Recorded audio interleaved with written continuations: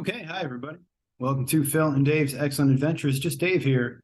Today I'm talking about the movie The Flash. This is going to be a spoiler review, so if you are concerned about spoilers, I suggest you go ahead and watch the movie first before you watch this review. So The Flash is a DC movie about Barry Allen, who decides to go back in time to save his mother from being murdered, and in doing so changes the timeline and has to fix the damage that he has caused after getting stuck in the past. So, as far as what I liked about the movie, overall the cast was great. Michael Keaton is amazing in this as Batman. Again, we get to see him as Batman after, I don't even know what, 30 some odd years. He's great. He does a great job in this. I really liked Sasha Calle as Supergirl. She's not in it much, but I thought her scenes are good. Ben Affleck is probably better in this as Batman than he has been in anything else. He's not in it much. Ron Livingston, always good. Here he's the dad. He's replacing Billy Crudup, I think, from Justice League movie. I don't know. Maribel Verdú played his mom. I thought she was great as well. Kiersey Clemons as Iris. Michael Shannon, always good. In here, he comes back as Zod. And Ezra Miller. Terrible person, but they did a pretty good job in this. Actually, they played two different roles, and I think for the most part, good job. And they did a good job of differentiating between the two characters. And so, yeah. I really liked the opening DC sequence as they show kind of the DC logo changing and going through all those different things. That was a cool thing. I enjoyed that a lot. I liked all the different cameos that we got in this. We got George Reeve, the CGI George Reeve, of course, from the old Superman TV show in the 50s, Adam West from the Batman show in the 60s, Christopher Reeves and Helen Slater from the Superman movies of the 70s and 80s. And then at the end, we even got George Clooney shows up as the Batman from Batman and Robin. Jason Momoa shows up in a post-credit scene, and we even get some Henry Cavill stuff that seems to be CGI or just footage from other movies, but that was all cool. I enjoyed all that. That was really fun. I like the music in this. We had some cool songs. Chicago 25 or 6 to 4. I love that song. I play it all the time. There's some other really good songs in here that I forgot to write down, but solid, classic rock kind of soundtrack. I always appreciate that kind of stuff. There was a White Stripes song in there toward the battle scene at the end that was fun too. I thought the score overall was pretty good. A guy named Benjamin Wallfish did the score. He also did the Blade Runner 2049 score, but they also used like the Danny Elfman Batman theme. They may have used the John Williams theme. I don't remember, but overall I thought the score was pretty good. I liked a lot of the humor. Maybe not a lot of it, but some of the humor worked for me. I definitely laughed out loud a couple times. The part where the younger Ezra Miller younger Barry turns and looks at Barry and the mask is like all ill-fitting and kind of like off. That was kind of funny. The thing where he gets a candy bar thrown to his head, that was pretty funny. All the stuff with food and like needing to get food and everything, like that was relatable and it kind of worked for me. I really liked, in addition to all the kind of logistical stuff that was going on, like dealing with having your clothes burn off from friction if you go too fast, and having to eat to keep your metabolism up, and only be able to move things a little bit, or doing a lot of internal damage, which all makes sense to me, and I did appreciate that. And I feel like all that stuff actually may have started with the Flash TV show from the 90s. Maybe it was in the comics first, I don't know. But I did always appreciate that part of Flash, and especially being a young teenage boy when it came out and always needing to eat all the time as well. I could definitely relate to it. I like that we get to see Batman with a blue cape in this one, the Affleck Batman. I think we have seen a blue cape before, but it was kind of a more muted, subdued blue, and it was filmed by Zack Snyder, so everything was oversaturated or desaturated. But yeah, that was cool to see, and to see Batman during the daytime. I don't know. Just seeing like the blue Batman cape and cowl in the daytime while riding the motorcycle was pretty cool. I enjoyed it. And I really like the Michael Keaton Batman action sequences, just because if you go back to watch the '89 Batman movie, especially, he can't even turn his head. He has to like move his whole body just to look at people and stuff. And in this, he's able to turn his head a little bit, so that's pretty cool. And we see him flipping around and jumping around and fighting people and everything else. And yeah, it's cool. It's cool to see Michael Keaton Batman, acting like Batman. There's some good emotional moments in this movie, I thought, especially with Barry and his mom, and they worked for me for the most part. And I think overall the story was pretty good. It was a decent enough story. It's the Flashpoint story that we've seen before, but I like it. Little shades of Back to the Future in there, like stuff like that. All good stuff. As far as what I didn't like about the movie, I didn't particularly buy the romance between Barry Allen and Iris, just because I guess they don't really have too many scenes together, and it's supposed to be awkward. I think Barry's kind of supposed to be awkward. And I did appreciate that. This sort of idea that Barry is maybe on the spectrum, or definitely very socially awkward and kind of has a hard time relating to people. That was fun. But yeah, I just thought the romance between them, I didn't quite buy it. And maybe just because they didn't have enough scenes together. I'm not sure. And then probably the worst part about the movie is there is some truly terrible CGI in this, like unbelievably bad CGI in this. I actually thought the first running sequence with Flash wasn't very good. I thought at times the Flash uniform itself didn't look very good either, but especially the time travel sequences where you see CGI, like deep fakes of the actors talking to him or looking at him or doing stuff is just really weird and bad. And just, it looks like PlayStation 2 graphics or maybe PlayStation 3 at best, but like it's incomprehensibly bad, like laughably bad CGI for the time travel scenes, especially, I thought. I also thought the idea to focus on Man of Steel was sort of an odd one to me because it's not a movie that I really liked very much, and I don't know if most people did. I guess some people did, but just sort of an odd choice. Like, hey, let's go back to that Superman movie that people only kind of liked, and then let's not have Henry Cavill in this though at all because contract reasons. I don't really know. Like I said, Miller's costumes sometimes it looked good, sometimes it didn't. Sometimes it just looked very much like they took their head and put it on a CGI body.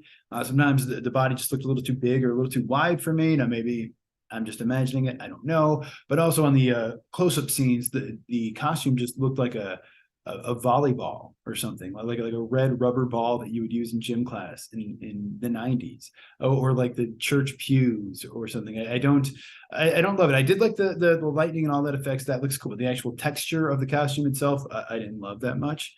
I also didn't really like Affleck's Batman costume that much, even though, like I said, I like the blue cowl and the blue cape. The actual costume itself, I thought looked a little goofy, and Affleck looked a little a little round for it, a little too bloated for it. But that's what happens when you're a hardcore alcoholic. Allegedly, I don't know. Yeah, again, I didn't really understand why we need to do another Flashpoint adaptation. I understand why it's popular. I understand why it's something you can pitch to someone and they get it immediately, like, oh, Flash can go back in time. He wants to change the past.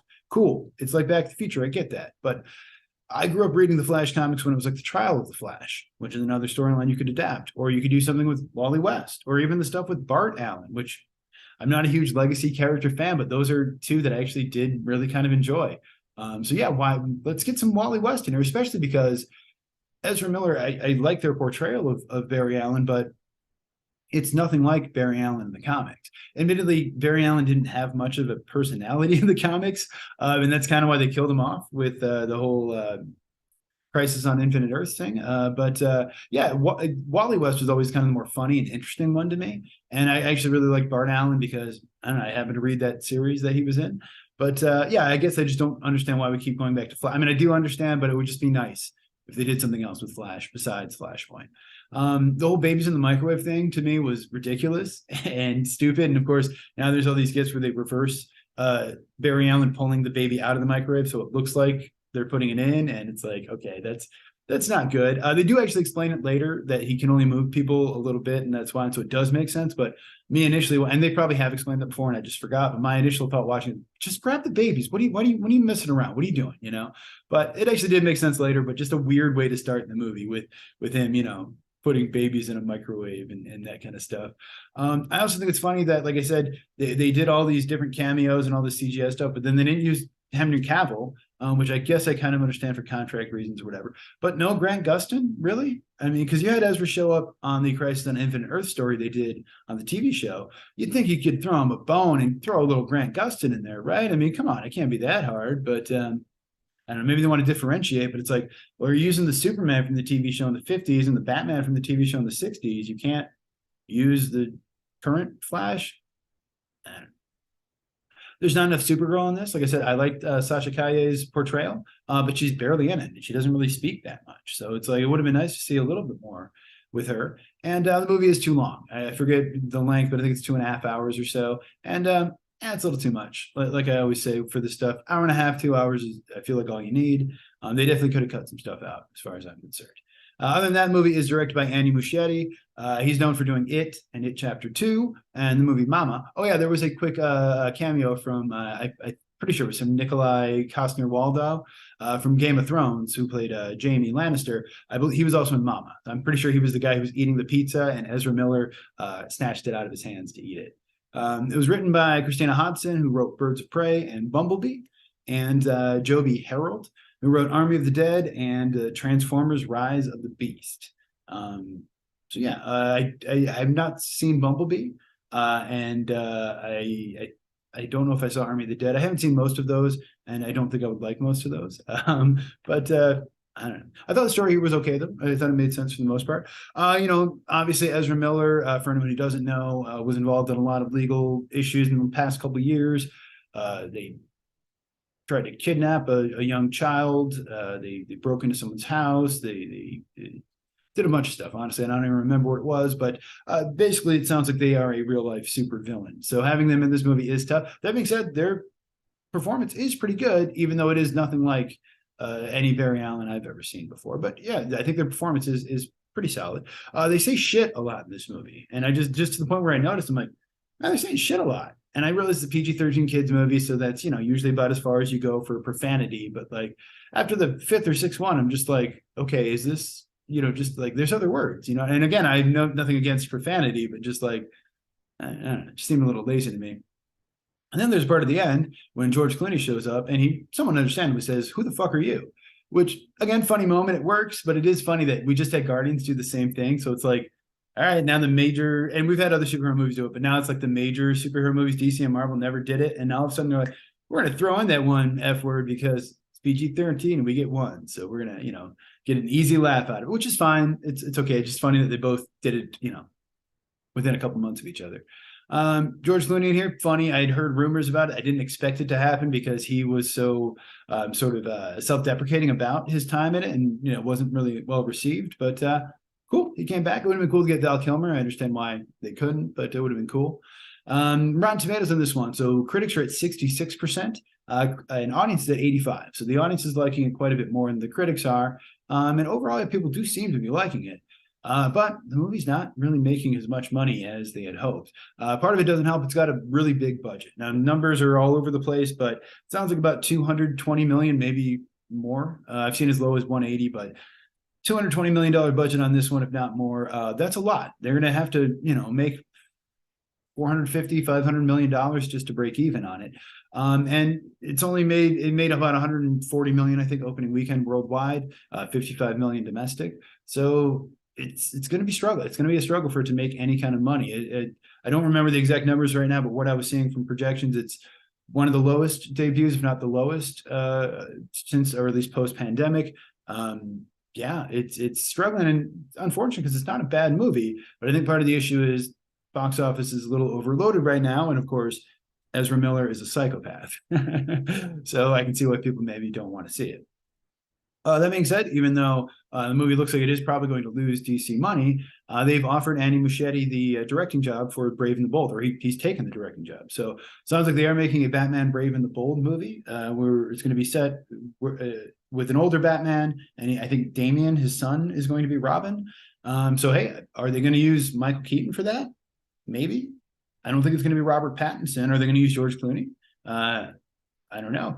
Are they going to do a Batman Beyond movie with Michael Keaton? That would be great. I think people would be ready for that. I think he would totally pull it off.